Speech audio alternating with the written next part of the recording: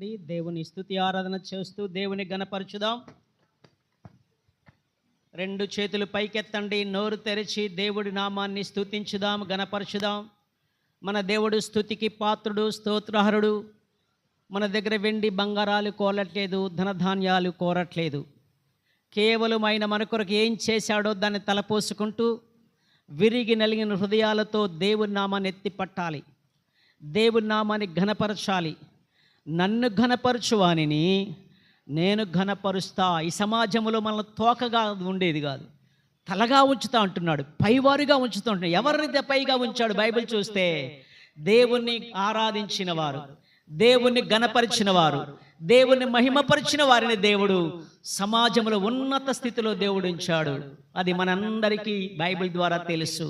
ఈరోజు నన్ను దేవుడు ఆ స్థితిలో ఉండాలని తన్ను తాను దీన మనసు గలవాడై తగ్గించుకొని శిలువ మరణం పొందినంతగా తగ్గించుకొని విధేయత, తండ్రికి విధేయత చూపాడని బైబిల్ సెలవిస్తూ ఉంది. మరి మనం కూడా అలా ఉన్నత స్థితికి ఎదగాలంటే ఒకటే మార్గం, దేవుని ఘనపరచుదాం, దేవుని ఆరాధన చేద్దాం, దేవుని మహిమపరచుదాం. అందరు నోరు తెరవండి, దేవుని నామాన్ని ఆరాధన చేసి ఘనపరచుదాం. హల్లెలూయా, హల్లెలూయా. స్తోత్రం, స్తోత్రం, స్తోత్రం, స్తోత్రం. గొప్ప దేవా స్తోత్రం, తండ్రి అయిన దేవా స్తోత్రం, అద్వితీయ కుమారుడని యేసయ్యా నీకు స్తోత్రం. పరిశుద్ధాత్మ దేవా నీకే స్తోత్రమయ్యా. స్తుతి స్తుతి స్తుతి స్తుతి స్తోత్రం చెల్లిద్దాం, ఆరాధన చేద్దాం, దేవుడి నామాన్ని ఘనపరచుదాం. నోరు తెరవండి అందరి కూడా.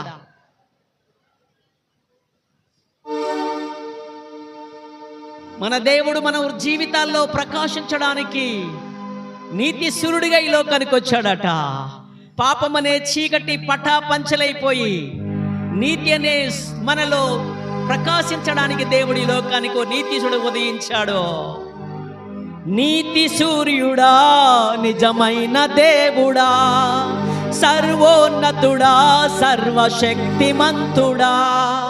నీతి సూర్యుడా, నిజమైన దేవుడా, సర్వోన్నతుడా, సర్వశక్తిమంతుడా.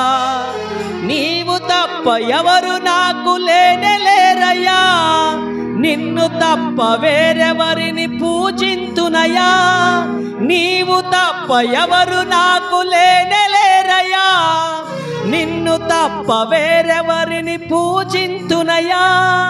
నిత్యము నీ నామమునే స్తుతించెదను, నిత్యము నీ నామమునే స్తుతించెదను. స్తుతి స్తుతి స్తుతి స్తుతి ఆరాధనా, హల్లెలూయా హల్లెలూయా ఆరాధనా. ఆమేన్. స్తుతి స్తుతి స్తుతి స్తుతి హల్లెలూయా హల్లెలూయా ఆరాధనా, ఆరాధనా, ఆరాధనా, ఆరాధనా, ఆరాధనా, ఆరాధనా, ఆరాధనా, ఆరాధనా, ఆరాధనా, ఆరాధనా. నా ఆరాధన చేతును అన్ని వేళలా, ఆత్మతో సత్యముతో ఆరాధింతును. ఆరాధన చేతును వేళలా, ఆత్మతో సత్యముతో ఆరాధింతును. నా ప్రాణ ప్రియుడు యేసయ్యకు, నన్ను కన్న తండ్రి నా యేసుకు. నా ప్రాణ ప్రియుడు యేసయ్యకు, నా కన్న తండ్రి నా యేసుకు. స్తుతి స్తుతి స్తుతి స్తుతి హల్లెలూయా హల్లెలూయా ఆరాధనా. స్తుతి స్తుతి స్తుతి స్తుతి ఆరాధనా, హల్లెలూయా హల్లెలూయా ఆరాధనా, ఆరాధనా, ఆరాధనా, ఆరాధనా, ఆరాధనా, ఆరాధనా, ఆరాధనా, ఆరాధనా. ఆరాధనా ఆరాధనా. మహాపరిశుద్ధుడైన ప్రేమగల మా తండ్రి, మీకు వేలాది వందనాలు, లెక్కలేని కృతజ్ఞతా స్తోత్రాలు చెల్లిస్తున్నాం. పరలోకంలో దేవదూతల చేత, కెరూబు శరూబుల చేత మహాపరిశుద్ధుడు పరిశుద్ధుడు అని కొనియాడబడే దేవుడు అయ్యా.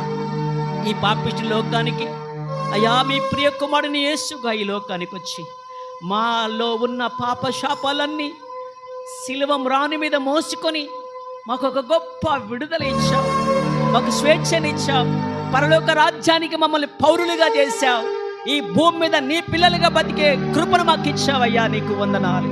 మా జన్మ కర్మ పాపాలన్నీ తూర్పు నుంచి పడమరికి ఎంత దూరమో అంత దూరపరిచి తండ్రితో మమ్మల్ని ఐక్యం చేసిన యేసయ్యా, నీకు స్తుతి స్తోత్రమయ్యా. ఈ ఆరాధన ద్వారా మీకే మహిమ చెల్లిస్తూ ఉన్నాను నాయనా. నువ్వు మాట్లాడే దేవుడవు. ఈ ఆరాధన ద్వారా నీ సేవకుడు ద్వారా తండ్రి ఇప్పుడు మాట్లాడటానికి మీ వాక్య ధ్యానములకు వెళ్తుండగా మీరే వాక్యమయ్యుండి మమ్మల్ని అందరినీ సంధించుమని, వాక్యము చేత మమ్మల్ని అందరినీ సర్వ సత్యములకు నడిపించండి. ఇక్కడ కూడిన మా అందరి హృదయ ధ్యానాలు, నా నోటి మాటలు కేవలం మీ దృష్టికి అంగీకరినట్లుగా దీవించుమని ప్రభు క్రీస్తు పేరిట స్తుతించి ప్రార్థిస్తున్నాను తండ్రి, ఆమేన్. దయచేసి అందరూ కూర్చోండి. క్రీస్తునందు అత్యంత ప్రియమైనటువంటి సంఘమా, దేవుని బిడ్డలారా,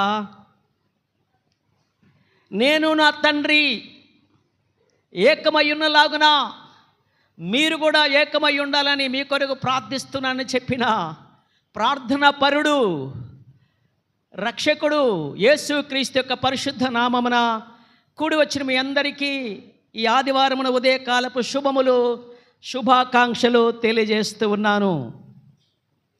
మంచిది, దేవుడి యొక్క మాటలు వినబోతున్నాం. అవి మనుషుల మాటలు కావు, సృష్టికర్త అయిన దేవుడి మాటలు. ఆ మాటలు అలా అన్నాడంటే అయిపోతాయి. హల్లెలూయా. కలుగును గాక అన్నాడు అనుకోండి, ఏమైపోద్ది? అలా అయిపోతుంది.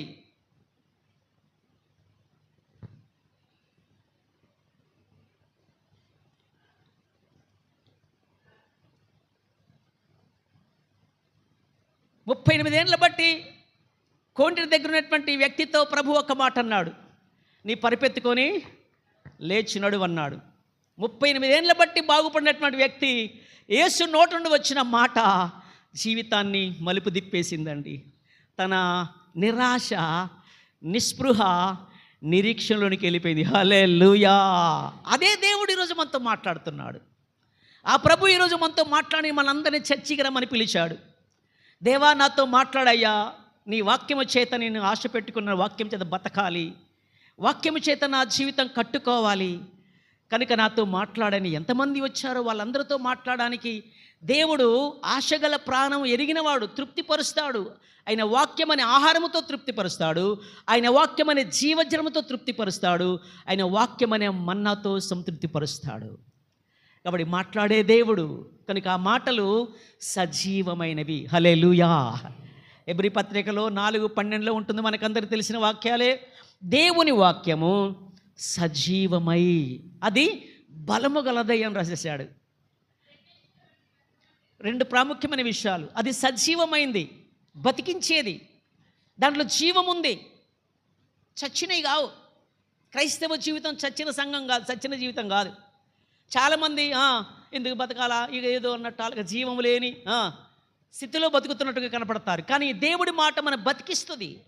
లాజరులోకి వెళ్ళింది, లాజరు లేచిరా అని అంటుంటే 4 రోజులు బట్టి మురిగిపోయి కంపు కొడుతున్నటువంటి లాజరు రాతి సమాధుల నుంచి బయటికి రావడం చూస్తాం. మన కొత్త ఏం కాదు ఈ మాటలన్నీ కూడా, జస్ట్ రిమెంబరింగ్, జస్ట్ గుర్తు చేస్తాను నేను అంతే.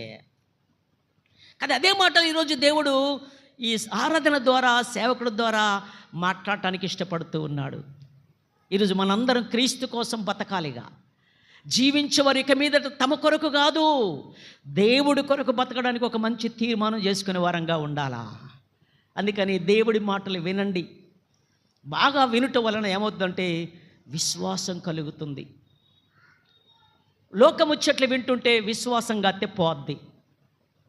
దేవుడి మాటలే వింటుంటే విశ్వాసం ఎక్కువ అవుతుంది. కానీ మీరు ఏమి వినుచున్నారు అంటాడు మార్కు సువార్త 4లో. మీరు ఏమి వినుచున్నారో జాగ్రత్తగా మిమ్మల్ని మీరు ఆలోచన చేసుకోండి. 10 నిమిషాలు ఒక ఆదివారం ఒక్కరోజు చర్చి నిండా జనం వచ్చేసి మిగతా ఆదివారం దాకా మళ్ళీ శనివారం దాకా లోకంలోనే ఉంటున్నాం. ఏం అట్లా ఎక్కువ వింటున్నారు? ఏం ఎక్కువగా మనం ప్రభావితం చూపుతుంది మనని? చర్చికి వచ్చి 10 నిమిషాలు ఉండి పావు గంట ఉండిపోయిన తర్వాత బయట ఉండేదంతా, లోకములో ఉండేదంతా ఒక్కసారి బేరీజ్ చేసుకుంటే ఎంత బలహీనంగా ఉంటామో ఆలోచన చేసుకోవాలి. సరే, బయట ఉండొద్దంటా లేదు, ఉండాలి. ఉన్నా కానీ మీరు కూర్చున్నా లేచినా రేయింబగళ్ళు ఆ వాక్యాలు ధ్యానం చేయాలి. హల్లెలూయా. ఎలా దుష్టాలోచన ఉండే పాపల మార్గం నిలిచా అపహాసకులు కూర్చోనే కాదు, అలా చేయకుండా అపహాసకులు కూర్చోవద్దాట, పాపల మార్గం నలవద్దాట, దుష్ట ఆలోచన నడుచుకోవద్దు. మరి ఎలా? దేవుడి వాక్యములోనే ఉంటేనే మనం ఫలిస్తాము. ఆకు వాడక తన కాలమందు ఫలమిచ్చే చెట్టు వలె ఫలిస్తామట. హల్లెలూయా. కనుక ఈరోజు అలా ఫలభరితమైనటువంటి జీవితం గురించి మనం నేర్చుకోవడానికి మన యొక్క సిఎస్ఐ ఆల్మానిక్లో ఉన్నటువంటి అంశం ఏంటంటే 22వ ఆదివారము. ఈరోజు అంశము క్రైస్తవ శాఖల ఐక్యత ఆదివారము. అందులోనే సబ్ హెడ్డింగ్ ఏంటంటే ద్రాక్షవల్లి ద్రాక్ష తీగలు. క్రైస్తవ శాఖల ఐక్యత. ఐక్యతని మామూలు జనరల్గా నోటి మాటలు చెప్పుకోవాలంటే కలిసి ఉండడం అంట. హల్లెలూయా. ఏంటట? కలిసి ఉండడం. దేవుడితో కలిసి ఉండడం, సంఘములో కలిసి ఉండడం, దేవుడి యొక్క సన్నిధిలో ఆయనతో కలిసి ఉండడం, ద్రాక్షవల్లి అని యేసుతో ద్రాక్షవల్లి అని యేసుతో ద్రాక్ష తీగలైన మనము అంటుకట్టబడి ఉండడం, కలిసి ఉంటాం. జనరల్గా సామెతలు తెలుసు, లోక సామెతలు మామూలుగా జనరల్గా చెప్పుకునే పెద్దల మాటలు సద్ది మూటల్లాగా. కలిసి ఉంటే కలదు సుఖం అంటారు. కలిసి ఉంటే సంతోషం ఉంటుందట. ఐక్యతలో సంతోషం ఉంటుంది. ఒంటరిగా ఉన్న రోగం వచ్చింది, మనకి బాధ కలుగుతుంది, లేవలేని స్థితిలో ఉంటున్నారు. ఎవరు నీకు దిక్కుబొక్కు లేడు, మంచిలు ఇచ్చేటోళ్ళు లేరు, ట్యాబ్లెట్ వేసేటోళ్ళు లేరు, పలకరించే నాదు లేడు. ఎందుకు బతుకు? ఆలోచన చేసుకోండి. ఉన్నారు 10 మంది నాకు, కానీ అవసరానికి లేకపోతే ఏం ప్రయోజనం? అందరూ ఉన్నారని, అందరూ నా వారని, అందరూ ఉన్నారని, అందరూ నా వారని తలచితిని, తలచితిని, తలచితిని, తలచితిని, చివరికి ఒంటరి నేనైతిని, నా తోడు నీవయ్యా, నా నీడ నా నీడ నీవయ్యా, యేసయ్యా నిన్ను చూడాలని ఆశ, నిన్ను చేరాలని ఆశ. హల్లెలూయా. కలిసి ఉంటే ఎంత ఆనందం ఉంటుందో, ఎంత సంతోషం ఉంటుందో. అన్నీ ఒక్కదానివే చేసుకోవాలా, అన్నీ ఒక్కడివే చేసుకోవాలా. మార్త వంటగదికి వెళ్ళిపోయి బాగా సుడిపడుతుంటే యేసయ్యకు భోజనాలు తయారు చేద్దామని అంటుంటే అప్పుడు అంటది, అబ్బా నేను ఒక్కదాన్నే సుడిపడుతున్నా, మా అక్క ఎదురుగానే కూర్చుంది ఒట్టిగా, నాకు సహాయం చేయడానికి వస్తే బాగుండు. ఇప్పుడేదో డబ్బులు ఉన్నాయనో, ఇప్పుడేదో ఆరోగ్యం బాగుందని, ఇప్పుడు యవ్వనంలో ఉన్నామనో, ఏదో స్వార్థం కోసమో, లోక సంబంధమైనటువంటి ఆశల కోసమో దూరం చేసుకుంటావా? కానీ కలిసి ఉంటే ఎంత సుఖమో, ఎంత సంతోషమో, ఎంత ఆశీర్వాదమో ఈనాడు క్రైస్తవ సంఘాలు తెలుసుకోవాలి. క్రైస్తవ శాఖలన్నీ కూడా ఎన్నో రకరకాల శాఖలు ఉన్నాయి, విభాగాలుగా ఉన్నాయి, డినామినేషన్స్ ఉన్నాయి మన సంఘములో, సమాజాలలో. ఎన్ని డినామినేషన్లు అయినా సరే అవన్నీ కూడా క్రీస్తులో నుండే వచ్చాయిగా, క్రీస్తు ద్వారా పుట్టుకొచ్చాయిగా. విడిపోవడానికి కారణం ఏందో తెలుసా? శాఖోపశాఖలుగా విడిపోవడానికి కారణం ఏంటంటే స్వార్థం, ప్రేమలేనితనం. ఇవే విడగొడుతుంది మనుషులని. ఇంకొకటి విధేయత లేకపోవడం. ఇంకా ప్రాముఖ్యంగా ఏంటంటే విడిపోవడానికి కారణం నాదే నెగ్గాల. ఏంటి?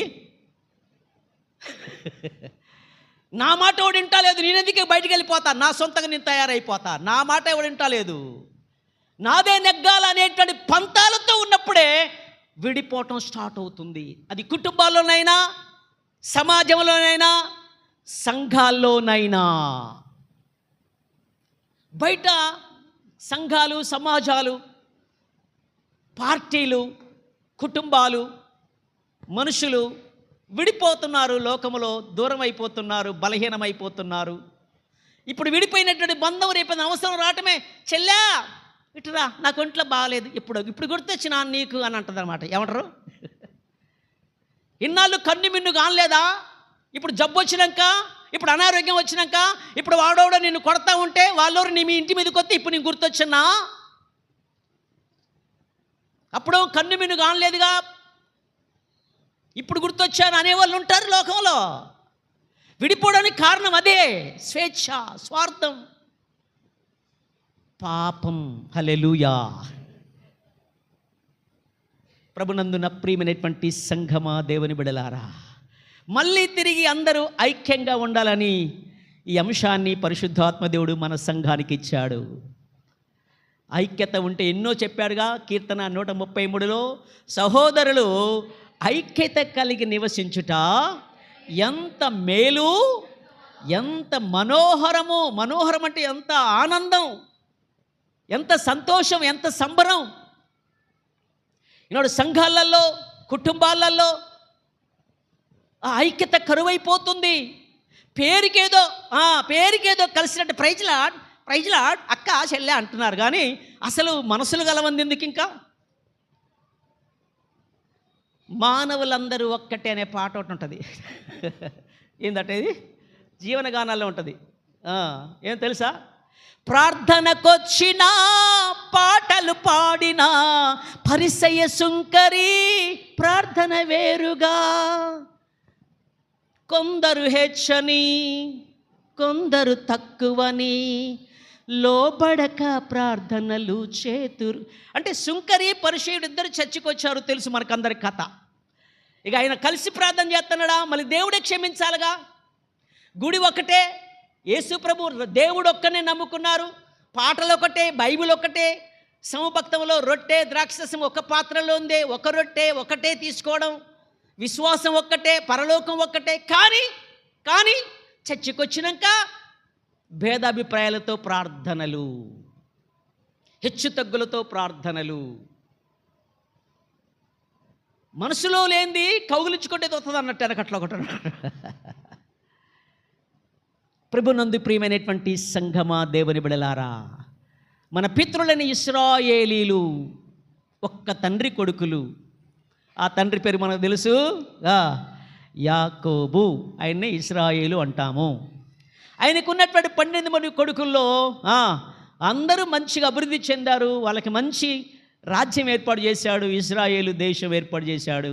పాలు తేనెలు ప్రవహించే దేశానికి వారిని నడిపించారు. అక్కడికి వెళ్ళినాక వాళ్ళ ఇష్టానుసారంగా జీవించడం ప్రారంభం చేశారు. అందుకని వాళ్ళు చెరకెళ్ళిపోయారు. ఇశ్రాయేలీలేమో షోమ్రోను పట్టణాన్ని హెడ్క్వార్టర్గా చేసుకొని పరిపాలన చేస్తుంటే వాళ్ళు చెరకెళ్ళిపోయారు. యూదులేమో బబులోను దేశానికి చెరగా వెళ్ళిపోవడం మనం చూస్తూ ఉన్నాం. ఇక వాళ్ళకి దేవుడు లేడు, ప్రార్థన లేదు, ధర్మశాస్త్రం లేదు, యాజకులు లేరు, నిరీక్షణ లేదు, ఒక ఆశ లేదు, ఒక ప్రార్థన లేదు, ఏమీ లేదు. పరాయి దేశాలలో బానిసలుగా బతుకుతున్నారు. విడిపోయారు వాళ్ళు. కారణం ఏందో తెలుసా? దేవుడికి చోటు ఇవ్వకుండా, దేవుడిని మహిమపరచకుండా. దేవుడు అంటే తెలియదేనేం కాదు వాళ్ళకి, దేవుడు అంటే తెలవదని కాదు, తెలిసిండి కూడా వాళ్ళ మనసుల్లో హృదయాల్లో దేవుడికి చోటీయకుండా లోకానికి ఆశలు ఎక్కువ పెట్టుకొని లోకాన్ని హృదయంలో పెట్టుకొని దేవుని దూరం చేసేసుకున్నారు. దేవుడు వారికి ఇచ్చినటువంటి పరీక్ష ఏంటంటే దూరం చేసి పడేశాడు, వాళ్ళని చల్లా చెదురు చేసి పడేశాడు. చల్లా చెదిరైపోయారండి. కానీ ఎంతకాలం అని ఉంటాడు దేవుడు? ఆయన కోపము నిమిషమే అని బైబిల్ చెప్తుంది. ఆయన దయ, ఆయన అనుగ్రహం, ఆయన కటాక్షం, ఆయన కరుణ జీవితకాలం అంతా ఉంటుందట. హల్లెలూయా. ఇప్పుడు ఆ దేవుడు హెజ్కేలుతో మాట్లాడుతూ ఒక తునకం తీసుకో, దాని మీద యూదా వర్ధన రాయి, మళ్ళొక కర్ర తునక తీసుకో, ఇశ్రాయేలు వర్ధన రాయి, తర్వాత బెన్యామీను తీసుకో, ఎఫ్రాయిము తీసుకో, వాళ్ళందరినీ తీసుకొని పేర్లు రాసి ఒకదానికొకటి ఎదురెదురుగా పెట్టు, ఒక్క తునకైపోద్ది, ఐక్యత వచ్చేస్తుంది అంటున్నాడు. హల్లెలూయా. ప్రభునందు ప్రియమైన దేవుని పిల్లలారా, సంఘమా, దేవుడు చెప్పినట్టు చేస్తే వస్తుంది ఐక్యత. మనంతరం మనం అనుకుంటే వచ్చేది ఐక్యత? మనుషుల్లో అనుకుంటే అయిద్దా? అది పరిశుద్ధాత్మ ద్వారా జరిగే పని. కనుక ఈరోజు మనం ఆ ఐక్యతను అనుభవించాలంటే ఒక్కటే కారణం ఏంటంటే ప్రియులారా, మనలో ప్రేమ కలిగి ఉండటం కావాలి. మనము పరిశుద్ధాత్మతో నింపబడాలి. ఎందుకంటే ఐక్యపరిచేది మనుషులు కాదు. మనుషులు ఐక్యపరచలు ఎవరు బలసరేలు, మనుషుల వాళ్ళ కాని పని అది. ఐక్యపరిచేది పరిశుద్ధాత్మ దేవుడు. హల్లెలూయా. కనుక సంఘము పరిశుద్ధాత్మతో కట్టబడింది కదా, మళ్ళీ సంఘమే ఐక్యపరచాలి. సంఘం పరిశుద్ధాత్మ దేవుడే ఐక్యపరచాలి. విడగొట్టేది ద్వేషం, అసూయ, పగ, మనస్పర్ధలు, హెచ్చు తగ్గులు, ఇవి విడగొడతాయి. కానీ ఆత్మ, ప్రేమ కలుపుతుంది. కనుక దేవుడు లేకుండా ఎన్నాళ్ళు బతుకుతాం అట్లా? దానివల్ల ఏం ప్రయోజనం? ఒకవేళ ఇప్పటివరకు నడుస్తుందేమో టెంపరవరీగా. చెట్టు నరకగానే ఎమ్మటే చచ్చిపోదు. ఒక చెట్టు కొమ్మ నుంచి నరికేసిన వెంటనే ఎండిపోద్దా? అది కొద్దిగా చలికాలం, వర్షాకాలం అనుకో, వారం బట్టిది ఎండడానికి, ఆకు ఎండిపోవడానికి వారం బట్టొచ్చి. ఎండాకాలం అయితే తెల్లారేసరికల్లా మొత్తం ఎండిపోద్ది. ఇప్పుడు ఆ చెట్టుతో కలిసి ఉన్నంత కాలం ఇంత అద్భుతంగా ఇన్నాళ్ళు ఉంది కదా, అది నరికివేయబడి వేరు చేయబడితే ఏమైపోతుంది? ఎండిపోతుంది. సువార్తల పాఠములో యేసయ్య శిష్యుల్ని అందరినీ సమకూర్చి యోహాను సువార్త 15వ అధ్యాయము 5వ వచనములో ఒక మంచి మాట చెప్పాడు. ఏంటంటే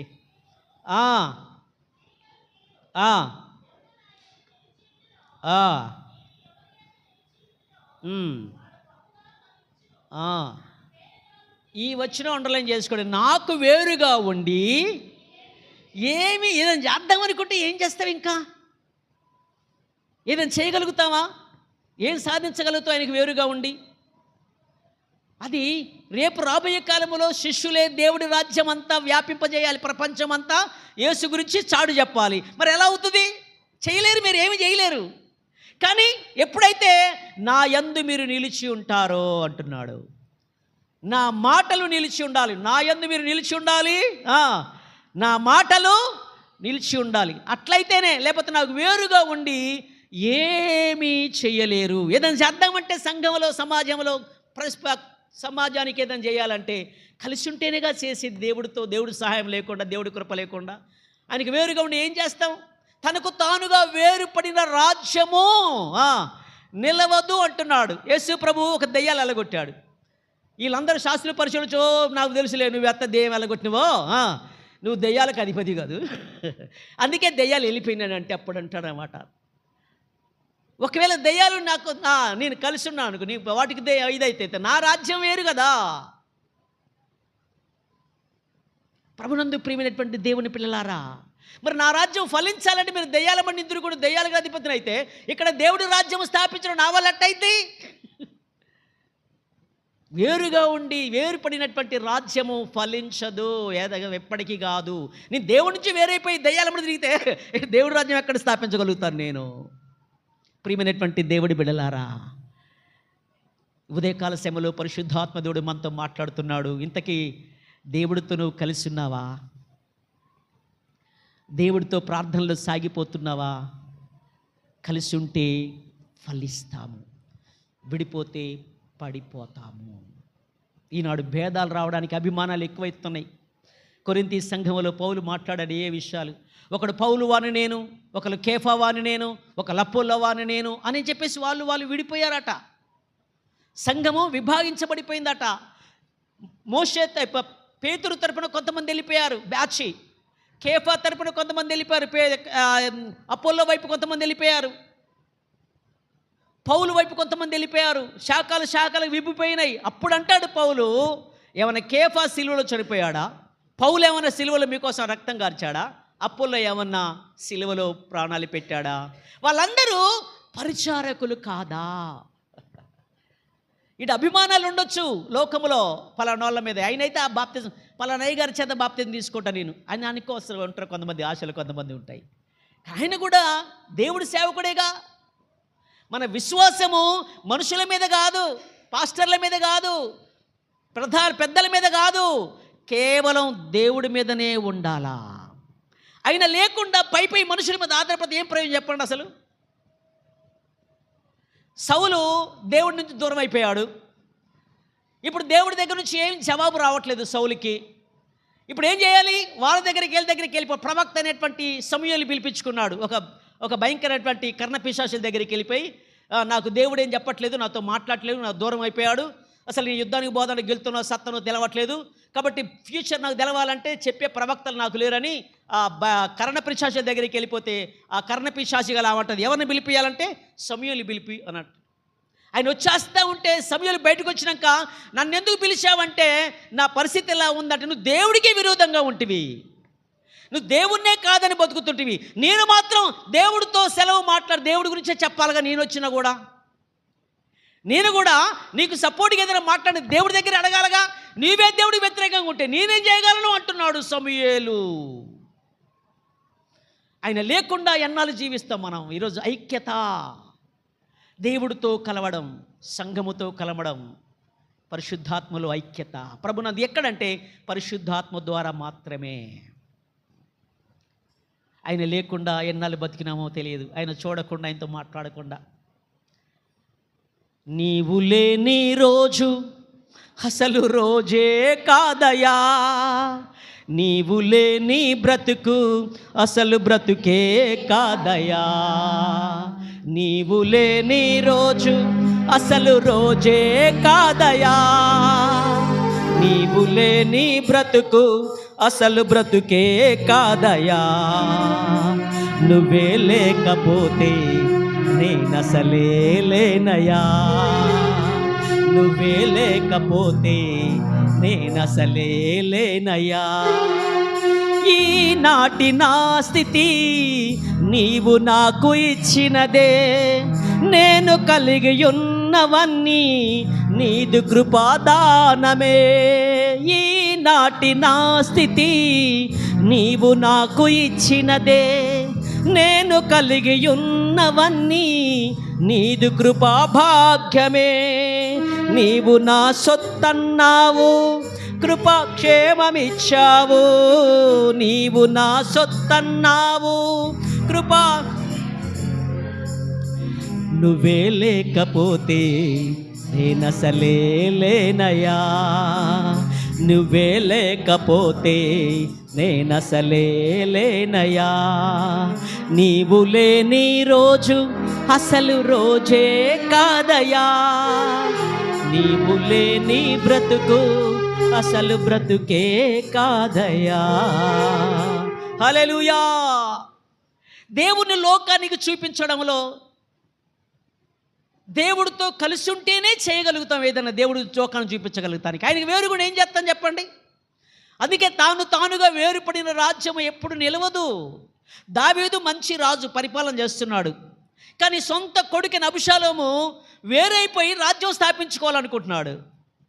ఎవరో సొంత కొడుకు, అల్లారి ముద్దుగా పెంచుకున్న కొడుకు నాకు రాజ్యం కావాలా అని వేరుపడ్డాడు, తండ్రి నుంచి దూరం అయిపోయాడు.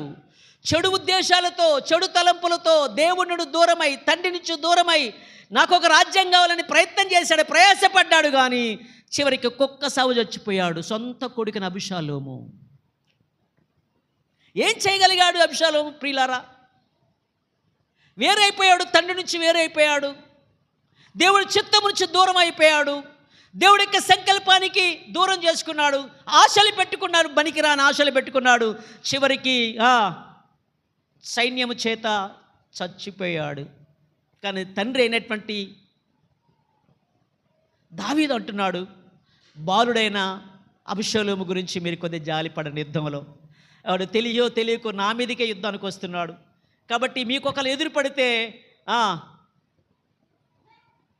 కొడుకైనటువంటి బాలుడైన అబషలోముని క్షమించేసి వదిలిపెట్టండి అన్నారు. కానీ ఎదురు పడేశాడు.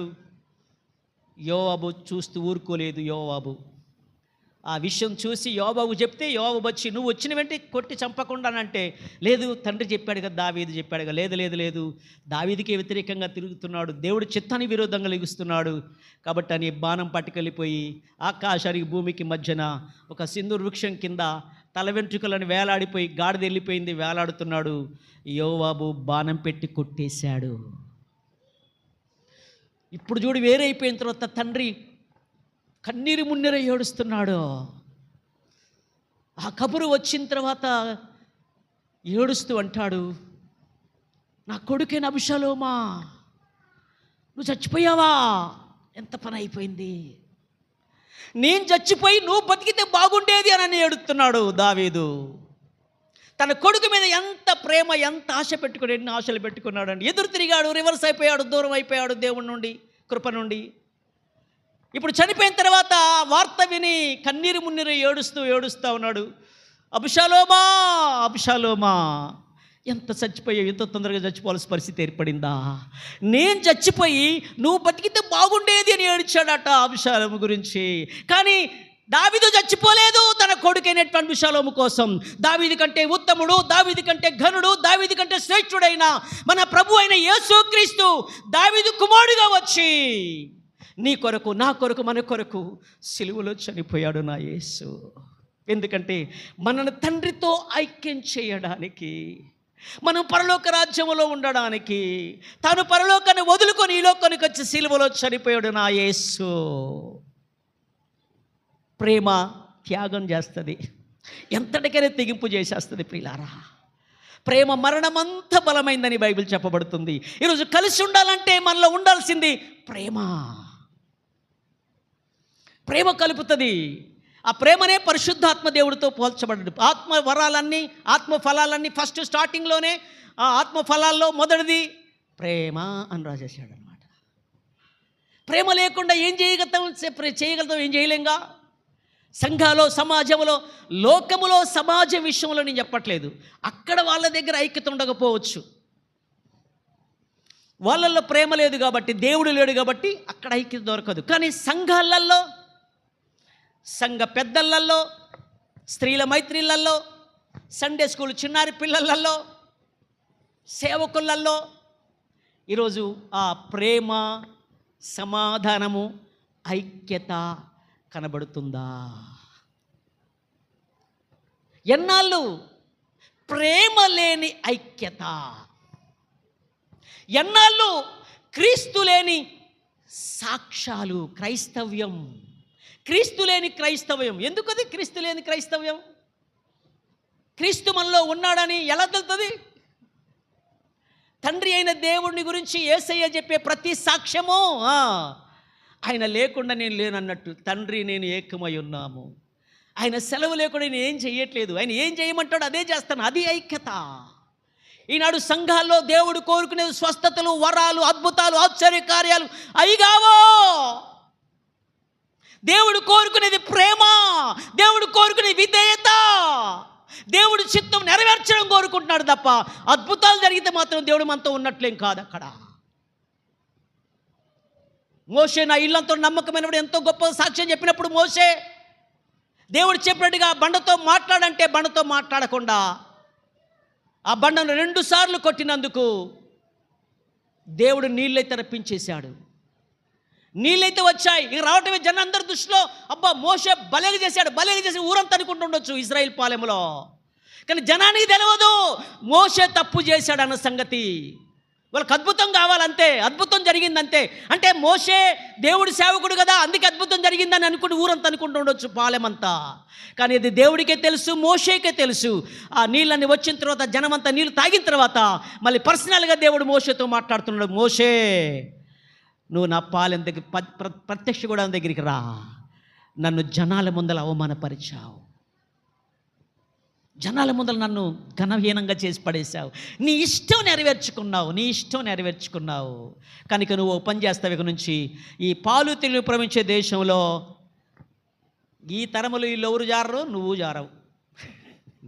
ఏం పొరపాటు అండి, ఏంది వేరుగా ఉండి చేశాడు. నీ నామం పేడ దయ్యాలు వెళ్ళగొట్టలేదు, నీ నామం పేడ అద్భుతాలు చేయలేదా, నీ నామంలో అయిపలకలేదు, ఈ చేయలేదని వచ్చి యేసుని అడిగినప్పుడు మీరెవరో నాకు తెలియదు ఎందుకంటాడు అంతగానం. చేయలేదా?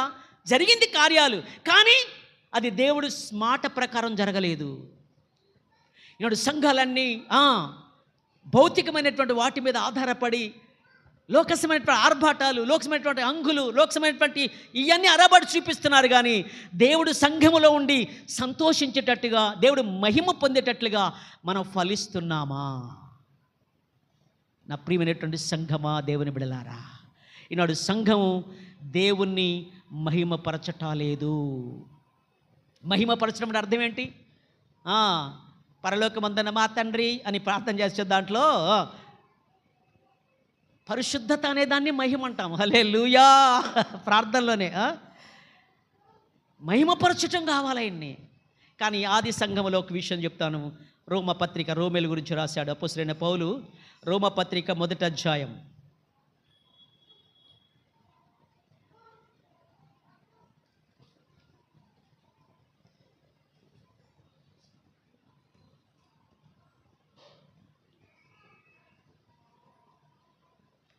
21వ వచనములో 20-21 ఆయన అదృశ్య లక్షణములు అనగా ఆయన నిత్య శక్తియు దేవత్వమును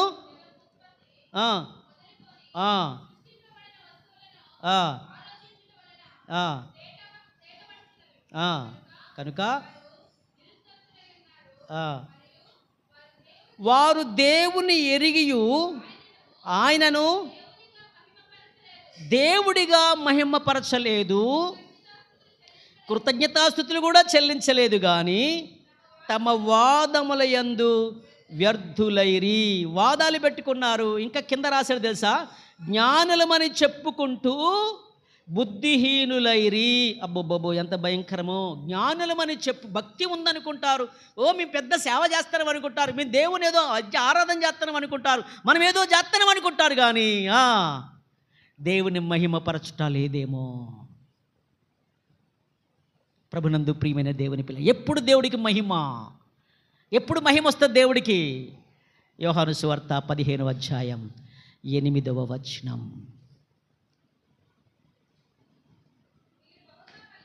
మీరు బహుగా ఫలించటం వలన నా తండ్రి, అబ్బబ్బబ్బబ్బా, మీరు బహుగా మామూలుగా ఫలించడం కాదట. ఎలా ఫలించాలి? ఒక వ్యక్తి ఎలా ఫలిస్తాడు? డబ్బు విషయంలో, కార్లు, బంగళాలు, ఆస్తి, ఐశ్వర్యం, భౌతికమైన వాటిని ఫలిస్తే దేవుడికి మహిమ ఏమన్నా? అవి కాదు.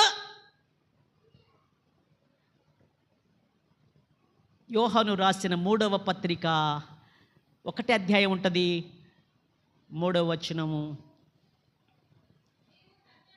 రెండు చదవండి. ప్రియుడా, నీ ఆత్మ వర్ధిల్లుచున్న ప్రకారము. ఫస్ట్ ఎక్కడ వర్ధిల్లటం స్టార్ట్ కావాలంటే ఆత్మీయంగా వర్ధిల్లటం కావాలి, ప్రేమలో వర్ధిల్లటం కావాలి, భయభక్తుల్లో వర్ధిల్లటం కావాలి, నీతిలో వర్ధిల్లటం కావాలి, యథార్థతలో వర్ధిల్లటం కావాలి. అది దేవుడికి చాలా ఇష్టం. దేవుడితో సంబంధం లేకుండా ఆస్తులు సంపాదించుకొని, దేవుడితో సావాసం లేకుండా, దేవుడికి ప్రాధాన్యత ఇవ్వకుండా, దేవుని మహిమపరచకుండా, దేవుని ఘనపరచకుండా, పెదాలతోటి ఏదో ఘనపరుద్దాం కదా అనుకుంటే దేవుడికి మహిమ వస్తుందా? అందరి పాపాలు చేసి దేవుడు అనుగ్రహించే మహిమ. మందిరం ప్రత్యక్ష గుడారాన్ని మోషే కట్టాడు. కట్టిన పని పూర్తి అయిపోయిన వెంటనే మందిరమంతా మహిమతో నిండిపోయిందని బైబిల్ చెప్పబడుతుంది. దేవుడు తన ప్రజలతో ఉండడానికి, దేవుడు తన ప్రజలతో సావాసం చేయడానికి, దేవుడు తన ప్రజలతో కలిసి ఉండాలని కోరుకొని పరలోకాన్ని వదిలిపెట్టి మీ దగ్గర ఉంటా అని తన ప్రవక్తలతో చెప్పినప్పుడు దేవుడు ఉండడానికి ఒక గుడి కట్టాలని స్టార్ట్ చేసేశారు. ఆ గుడే ప్రత్యక్ష గుడారం. హల్లెలూయా. ఎందుకంటే దేవుడు మహిమ పొందాలి. మన ప్రార్థనలు, మన ఆరాధనలు, మన సత్క్రియలు, మన యొక్క భక్తి ద్వారా, మనం చేసే దేవుడి పని చేసే సేవల ద్వారా అలా ఫలిస్తూ ఉంటే దేవుడికి మహిమ. కానీ మహిమ కనెక్షన్ తెగిపోతుంది. ఎందుకు? పొరపాట్ల వల్ల. అవ్వాదాములు తప్పు చేసేశారు. ఏమైపోయిందట? వాళ్ళ మహిమ వస్త్రాలు ఏమైపోయింది? పోయినాయట. అప్పుడు ఏమైంది? దేవుడితో ఉన్న సంబంధం, దేవుడితో ఉన్న ఐక్యత, దేవుడితో ఉన్నటువంటి సహవాసం కట్ అయిపోయింది. ఏమైపోయింది? డైరెక్ట్గా దేవుడు ఇప్పుడు మోసే ఆదాము దగ్గరికి ఆదాము అని మనం కలిసి ఉందాం రా అని అంటుంటే కుర్తుందా? అంటండి కానీ కలిసి ఉండేటట్లేదు. ఈ మహిమ అక్కడి నుండి స్టార్ట్ అయిపోయింది. అందరూ పాపం చేసి దేవుడు అనుగ్రహించే ఆ దేవుడిచ్చే మహిమ. ప్రభునందు నా ప్రియమైనటువంటి సంఘమా, దేవుడి పిల్లలారా, విడిపోయినటువంటి ఇశ్రాయేలు జీవితం, యూదా జీవితం, ఇశ్రాయేలు మన పితరులైన వాళ్ళు చల్లా చెదిరైపోయి నిరీక్షణ లేక, విశ్వాసం లేక, సంతోషం లేక పరాయి దేశాలలో బానిసల బతుకులు బతుకుతూ ఉంటే ఎహెచ్కేల్ ద్వారా మాట్లాడుతూ మళ్ళీ వాళ్ళు ఒకటైపోతారు.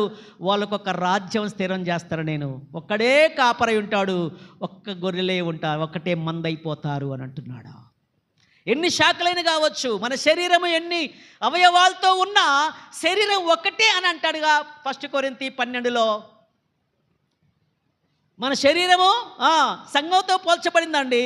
కాబట్టి ఈ శరీరం అనే సంఘములో అవయవాలు విడివిడిగా ఎన్నున్నా శరీరం కిందే అంటారు తప్ప వేరేది అనలేరుగా. కాబట్టి ఒక శరీరంలో ఉన్నటువంటి అవయవాలు కన్ను, చెవి, ఈ కాలు, ఇవి ఒకదానికొకటి విరోధంగా ఏమైనా చేసుకుంటాయా? నేను చూడకపోతే నీకేం కనపడదు కాబట్టి నేను ఇక నుంచి నీకు అసలు చూడని అని అంటదా? ఈ చెయ్యి నేను అన్నం కలిపి నీకు నోట్లో పెట్టి తింటే నీ కడుపులో బువ్వబోయి నీకు అప్పుడు శక్తి వస్తుంది కాబట్టి నడుస్తున్నావు, పని చేసుకుంటావు. నేను ఇది కల్పన చెయ్యను అని చెయ్యనుకుంటుందా? ఈనాడు సంఘాలలో నీకున్న టాలెంట్ని బట్టి, నీకున్న ఆస్తిని బట్టి, నీకున్న ఐశ్వర్యాన్ని బట్టి, నీకున్న జ్ఞానాన్ని బట్టి అతిశయిస్తూ ఆనందిస్తూ దేవుడికి, సంఘానికి దూరం అయిపోయి, వేరు పడిపోయి, దూరం అయిపోయి చివరికి ఏ కృపావరము లేనటువంటి నిరుత్సాహ స్థితిలో దిగజారిపోయావా? అయితే రా, కలిసిరా. కలవటం అనేది స్టార్ట్ చేయాలంటే ఎక్కడ విడిపోయావు, అసలు ఏ విషయంలో విడిపోయావు, ఎక్కడ దేవుడి నుంచి దూరం అయిపోయావు, అది గుర్తు చేసుకోవాలి. ఫస్ట్ కలవాలంటే నాది నెగ్గొద్దు, ఇక దేవుడి చిత్తమే అని తగ్గించుకోవడం స్టార్ట్ చేయాలి. ఈగోలకు పోవద్దు, తగ్గించుకోవడం నేర్చుకోవాలి. కనుక కలిపేది ప్రేమ కలుపుతుంది. ఈ పగలు, ద్వేషాలు, అసూయలు, మనస్పర్ధలు అవన్నీ కూడా ఇంకా దూరం చేసి పడేస్తాయి. ఇంకా దూరం అవుతున్న కొద్దీ తప్పిపోయిన కొడుకు ఎంత దూరం అవుతున్నాడో తండ్రికి అంత దిగజారిపోయి పందుల పొట్టు తినే కాడిగా దిగజారిపోయాడట. కానీ తిరిగి మళ్ళీ నా తండ్రి నాకు కావాలి, నా ప్రభు నాకు కావాలని ఎవరైతే అనుకొని ప్రభు దగ్గరికి వచ్చేస్తారో, పశ్చాత్తపడతారో, ఊహించిన దానికంటే ఎక్కువగా దేవుడు మనకి ఇవ్వడానికి ఇష్టపడుతున్నాడు. పిల్లారా, క్రీస్తునందు నా ప్రియమైన సంఘమా, దేవుని పిల్లలారా, దేవుడి మాటలు మన హృదయాల్లో ఒక మంచు వలె కురుస్తాయి. ఐక్యత అది అహరోను తల మీద పోయబడి గడ్డం వరకు కారుతూ అంచుల మట్టుకు దిగజారిన పరిమళ తైలం వలె ఉండాలా. ఎవరైనా అభిషేక తైలము అసహించుకుంటారా? ఎవరైనా? అది చక్కటి సువాసన వస్తుందని రాయబడింది. అభిషేకంతో ఉన్నటువంటి తైలాభిషేకం కలిగినటువంటి ఆ ఆయిల్, ఆ సెంట్, లేకపోతే ఆ యొక్క ఆ సుగంధము అభిషేకం నెత్తి మీద పోసినప్పుడు ఆ చుట్టుపక్కలంతా కూడా సువాసన వీక్షిస్తూ ఉంటారు అందరూ. ఒక ఇంట్లో యేసు ప్రభు వస్తాడని తెలుసుకొని ఒక్క స్త్రీ విలువైన అత్తరుని దాచిపెట్టి ఒకరోజు చూసి ఆ అత్తరుని యేసయ్య పాదాల దగ్గర పగలగొట్టిందట. ఇల్లంతా సువాసన. మనలో సంఘాల్లో దేవుడి ప్రేమ అనే సువాసన, దేవుడి యొక్క ఆశీర్వాదాలనే సువాసన ఎలా లోకానికి చెప్పాలంటే మనం కలిసి ఉన్నట్టుగా సంఘం లోకం దృష్టించాలా. వీళ్ళు దేవుడితో కలిసి ఉన్నారు అనేటువంటి పరిస్థితి లోకం చూడాలా. వీళ్ళకే మనకి చేయగలుగుతారు, వీళ్ళే కలిసి ఉండట్లేదు, వీళ్ళకే ఐక్యత లేదని బయట వాళ్ళు అనుకుంటా ఉంటే ఇంకా మన దగ్గరికి ఏమవుతారు వాళ్ళు అనేటట్టుగా మనలో అనైక్యత లోకానికి అస్సలు తెలియకూడదు. కలిసి ఉంటే నిలుస్తాము, విడిపోతే పడిపోతాము. చిన్నప్పుడు చదువుకున్న పుస్తకాలలో ఒకటి ఉంటుంది, ముగిస్తున్నాను, 12గా వస్తుంది. ఒక తండ్రి తన 4 కొడుకులు గొడవలు పెట్టుకొని విడిపోతూ ఉంటే, వాళ్ళు ఇదైపోతూ ఉంటే పిలిచి వాళ్ళకి ఒక కథలాగా చెప్పి, అరే ఒక్కొక్కడు కర్రపుల పట్టుకొని రండి అని అన్నాడు అన్నమాట. ఏంది, ఒక్కొక్కడు ఒక కర్రపుల పట్టుకొని రండి అని చెప్పేసి అని ఆ కర్రను తీసుకొచ్చి పెద్దని పిలిచి దాన్ని విరువురా అంటే ఎట్టంటే పుట్టుకుని ఈసేసిండు అటు ఒక్కడే చక్కగా. తర్వాత అలా ఒక్కొక్కరు ఈసేశారు. కానీ ఇప్పుడు ఆ కర్రలన్నీ కూడా 4 కలిసి ఆ కర్రలన్నీ ఒకదానికి కట్టగట్టండి, ఆ కట్టగట్టి ఇప్పుడు పెద్దోడా నువ్వు చిరుద్దు రారంటే భుజాన్ని పెట్టించినా తొడకాడ పెట్టించినా ఎక్కడ పెట్టించినా కూడా ఎరగటం చేత కావట్లేదు. అప్పుడు అర్థమైందట, మీరు విడిపోతే సాతాను మిమ్మల్ని పడగొట్టేస్తాడు, విడిపోతే సాతాను మిమ్మల్ని నశింపజేస్తాడు. కానీ మీరు ఐక్యత కలిగి ఉంటే, సహోదరులారా మీరు ఐక్యత కలిగి ఉంటే ఎంత మనోహరంగా ఉంటుంది అని అంటున్నాడు. ఈనాడు సంఘాలకి ఈ ఐక్యత కావాలనే దేవుడు ఈ అంశాన్ని పరిశుద్ధాత్మ దేవుడు మన ముందు పెట్టాడు. నేను ద్రాక్షవల్లిని, మీరు తీగలు. నా యందు ఎవరు నిలిచి ఉండరో, నేను ఎవరి యందు నిలిచి ఉండనో వాడు ఎండిపోయి బయట పారవేయబడతాడు. మనుషులందరూ పోగు చేసి కాల్చివేస్తారు, అగ్నిలో ఆ అగ్ని రేపు నరకం లాంటిదే కావచ్చేమో.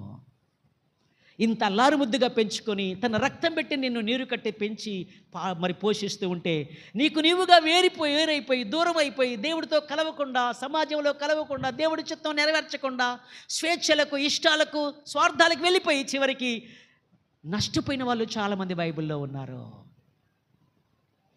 నీలో కోరిక నిన్ను నాశనం చేయకుండా ఆ కోరికలన్నీ క్రీస్తులో చంపేసేయాలి. నీ ఆశలన్నీ లోకసమైన ఆశ కాకుండా దేవుడికి ఇష్టమైన ఆశగా కలిసి ఉండాలి. కలుస్తారు అననీయ సప్పీరాలు ఇద్దరు చక్కగా. ఏంటి, ఎవరండి, ఎవరాళ్ళు? అననీయ సప్పీరాలు వాళ్ళిద్దరు చక్కగా కలిసి ఏకమై పొలం అమ్మారు, ఏకమై దాచుకున్నారట. చెడు కోసం కలవకండి, సాతాను చేతులు చేయకండి. చచ్చినే పర్వాలేదు కానీ దేవుడితో ఉండడానికి తీర్మానం చేసుకోవాలండి.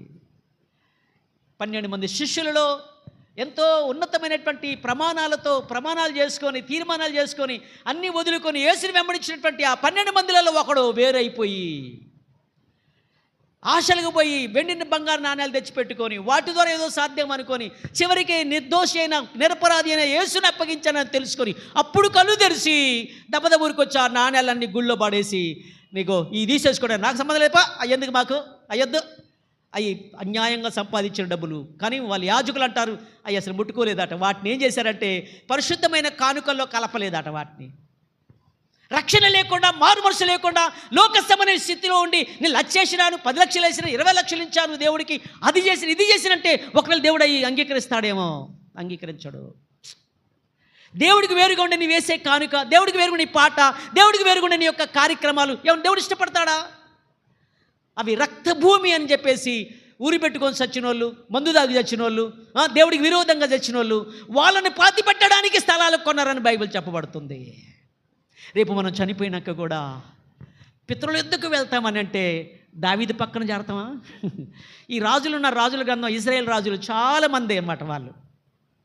వాళ్ళు చచ్చిపోయినాకట కనీసం వాళ్ళకి అంత్యక్రియలు చేయటం కూడా కుదరలేదు, వాళ్ళని వేరే పక్కన పడేశారట. ఇంత బతికి అనే సామెత మనకు రాకూడదు. ఇంతకి దేవుడితో దూరం అయిపోతే ఎన్ని కోల్పోతాయో తెలుసా ప్రియులారా? ఎన్ని ఆశీర్వాదాలు పోతాయి, ఎన్ని దీవెనలు కోల్పోతాం. అయిపోయింది, యేసుతో కలుద్దాం. దేవుడే మన సర్వస్వం అయిపోవాలి. సౌలు దేవుడు లేకుండా జీవించింది గుర్తు చేసుకొని కన్నీరు మున్నీరు ఏడుస్తూ అవసరమైతే చవరైనా చేస్తారు కానీ దేవుణ్ణి దూరం చేసుకొని అన్నాడట. యోబు కూడా ఎన్నో కోల్పోయినా కానీ అవసరమైతే లోకానికి నేను స్వస్తి చెప్పేస్తాను, కానీ నేను దేవుణ్ణి ప్రేమించడం వదిలిపెట్టను. అన్నీ పోగొట్టుకున్నా దేవుడి ప్రేమ, ఆయన ఆజ్ఞలు మాత్రం వదులుకోలేదని యోబు గురించి సాక్ష్యం కనపడుతుంది. ఆయన చనిపోయిన తర్వాత ఆయన గురించి రాస్తాడు. ఆయన తర్వాత పెద్దోడైన తర్వాత, ఫలించిన తర్వాత ఏది కోల్పోయాడో మళ్ళీ తెలుసుకున్న తర్వాత 4 తరాల దాకా తన పిల్లలను చూడగలిగాడట. హల్లెలూయా. 4 తరాల దాకా పిల్లలను చూడగలిగాడు. ఎంత నిరీక్షణ కలిగి ఉన్నాడు యోబు జీవితంలో. నా ప్రియమైన దేవుని బిడ్డ, మళ్ళీ మీకు రాజ్యం కావాలా? దేవుడితో ఉండే భాగ్యం కావాలా? అయితే తెలుసో తెలియకో తప్పైన కొడుకులకు దూరం అయ్యావా? లోకాశల్లో పడిపోయి దేవుడి నుంచి దూరం అయిపోయావా?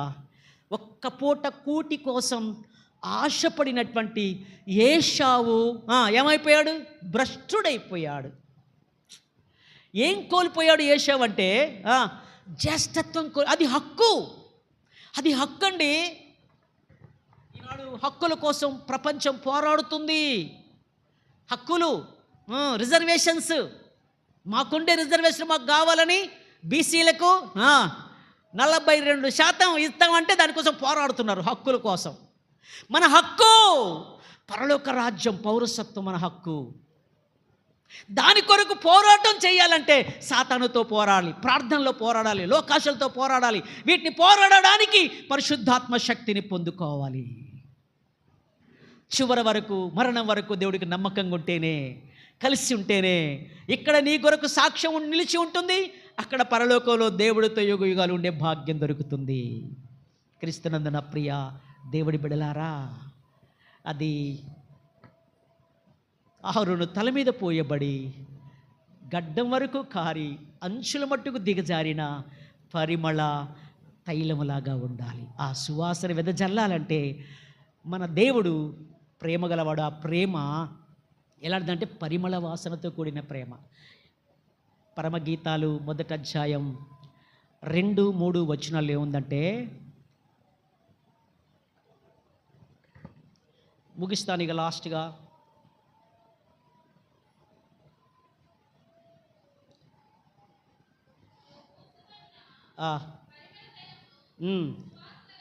చూసారా, నీ ప్రేమ పరిమళ తైలముతో సమానమాట 1వ అధ్యాయంలో. కాబట్టి ఆ ప్రేమలో ఉండేటువంటి ఐక్యత మన సంఘములో, సమాజంలో అందరినీ ఆకర్షించాలి, అందరినీ ఆకట్టుకోవాలి, అందరినీ ప్రేమించేటువంటి ఆ కృపలోకి రావాలి. ఒక చిన్న పువ్వు పరిమళించింది అనుకోండి, చక్కటి వాసన వచ్చేస్తుంది. మల్లె పువ్వు, లేకపోతే సన్నజాజి పువ్వు, లేకపోతే ఏదో ఒకటి. ఆ పువ్వు ఒక్కసారి పుట్టిందంటే ఎన్ని రోజులు ఉంటుంది? అసలు ఎంతసేపు ఉంటుంది? కొద్దిసేపే ఉంటుంది, కానీ అందరినీ ఆకర్షిస్తుందట పరిమళం. ఆ పరిమళం ప్రభునందు నా ప్రియమైన సంఘమా, దేవుడితో అనేకులను ఆకర్షించాలి ఒక యేసేబులాగా, అనేకులు క్రీస్తు కోసం ఆకర్షించాలి ఒక దానియేలులాగా, అనేకులు క్రీస్తుతో కలపడానికి నువ్వు సాధనం కావాలి ఒక ఎస్తేరులాగా. వాళ్ళ జీవితాలు అందరికీ ఆదర్శవంతంగా నిలిచిపోయాయి. వారు వెళ్ళిపోవాలంటే వెళ్ళిపోలేరా? వాళ్ళ కష్టాలు వచ్చినప్పుడు, బాధలు వచ్చినప్పుడు దేవుడి నుంచి దూరం కావాలంటే కాలేరా? కానీ వాళ్ళు ఒక దీక్ష కలిగి ఉన్నారు, ఒక నిష్ఠ కలిగి ఉన్నారు, ఒక తీర్మానం చేసుకున్నారు, ఒక సమర్పణ కలిగి ఉన్నారు, దేవుడితోనే తన తనువు అనుకున్నారు పిల్లారా. కానీ వాళ్ళ జీవితాలు ఎంత అద్భుతంగా ఉన్నాయి. ఓర్ప అత్తని విడిచిపెట్టి వెళ్ళిపోయినందుకు ఆమె గురించి రాయడానికి ఒక పేజీ కూడా లేదు, 4 లైన్లు కూడా లేవు. కానీ రూతు గురించి రాయడానికి 4 అధ్యాయాలు ఉన్నాయి. ఎందుకు? అత్తతో కలిసి ఉంది కనుక. ఈరోజు దేవుడితో కలిసి ఉంటే ఎన్ని గొప్ప ఆశీర్వాదాలు, ఎన్ని గొప్పది, ఎంత సంతోషం, ఎంత సమాధానం, ఎంత ఆనందం ఉంటుందో ప్రియులారా. కనుక అటువంటి గొప్ప కృప, ఆశీర్వాదము ఐక్యతలో దొరికిద్దని మనం తెలుసుకొని మనం అందరం కలిసి ఐక్యమత్యంగా ఉండి దేవుని రాజ్యాన్ని భూమి మీద స్థిరపరచడానికి ప్రయాసపడదాం. అట్టి కృపదేవుడు మనందరికీ దయచేయనుగాక. ఒకనాడు యేసు తన జీవితములో పరిమళాన్ని వెదజల్లెను. ఒక చిన్న పువ్వు తన జీవితంలో పరిమళాన్ని వెదజల్లెను. ఆ పువ్వు కంటే మరి గొప్పగా చేసిన నీలో ఆ పరిమళముందా? ఆ పువ్వు కంటే మరి గొప్పగా చేసిన నీలో ఆ పరిమళముందా? పువ్వు కంటి పరి మా ఒకరోజుకింత అందమా, పువ్వుకింత పరిమళమా, ఒకరోజుకింత అందమా. పూస్తున్నది ఉదయాన్నే, పూస్తున్నది ఉదయాన్నే, రాలిపోతున్నది త్వరలోనే, రాలిపోతున్నది త్వరలోనే. పువ్వుకింత పరిమళమా, ఒకరోజుకింత అందమా, ఒకరోజుకింత అందమా. ప్రేమగల మా తండ్రి, పరిశుద్ధుడ గొప్ప దేవ, మీకు వందనాలయ్యా. మిమ్మల్ని గురించి లోకానికి అర్థం చేసుకోవడానికి నేను నిజమైన ద్రాక్షవల్లిని, మీరు తీగలు అని సెలవిస్తూ ఉన్నారయ్యా. నేను తండ్రిని, మీరు కుమారులు అని సాక్ష్యం ఇస్తూ ఉన్నారు. నేను వ్యవసాయం చేసే రైతుని, మీరు వ్యవసాయం అంటున్నావు అయ్యా. తండ్రి, నీవు కాపరివి, మీ గొర్రెలము నాయన. మీతో కలిసి ఉండకపోతే మేము ఫలించలేము. ఈరోజు మాకు ఇచ్చినటువంటి అయ్యా అంశాన్ని బట్టి ప్రత్యేకంగా నీకు స్తోత్రాలు చెల్లిస్తూ, అయా సకల క్రైస్తవ సంఘాల ఐక్యతని గురించిన అంశాన్ని మాకు ఇచ్చి, ఐక్యతలో ఎంత ఆశీర్వాదం ఉందో, ఐక్యతలో ఎంత సంతోషం ఉందో, ఐక్యతలో ఎంత దీవెనలు ఉన్నాయో, బలం ఉందో, శక్తి ఉందో మాకు కొన్ని విషయాలు తెలియజేశావు. ఇవన్నీ తండ్రి నీ పరిమళాన్ని వెదజల్లి అభిషేక తైలముతో మమ్మల్ని నింపి నడిపించుమని యేసు పేరిట వేడుకుంటున్నాము తండ్రి.